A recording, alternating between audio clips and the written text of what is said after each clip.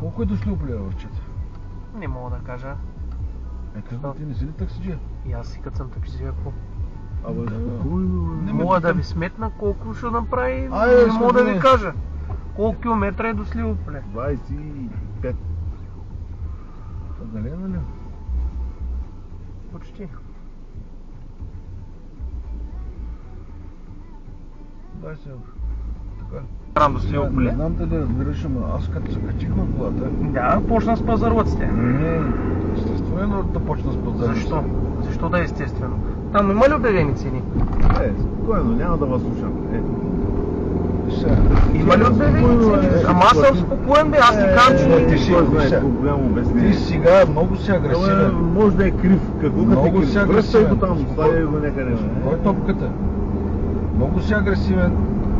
Кой му е? Сега- Моя труд, твоя труд. Твоя- И нашия труд. Сега не разделяш атома на парчета, нали? На електрони, на електрони. Караш една кола. И нормално е, аз като се кача в тая кола, да те питам. Ама защо блъскаш? Чакай сега, да те питам. Не те карам Аз да не бориш съм, с- аз не съм агресивен или ви? Спри на механото, че. Спирам на Просто механото ме на се спректа, повдига защото от теб. почна, мам, вие Не. почнахте много да ма дразните. Повдига ми се. Ама, то ми, мен се повдига. Спечера ще кажа, че много е Обади лошо. се където искаш, ако Добре, щеш ей на тук. папата се обади. Ей тук ме спри. И според мен смени работа, защото не е добре.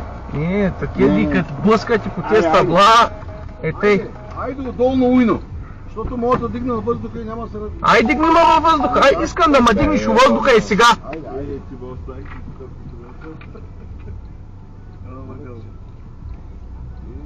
Тая работа не е сигурна. Ди ми обяснява коя работа е за мене. Айде, айде. Ай, Айде, чао. довиждане.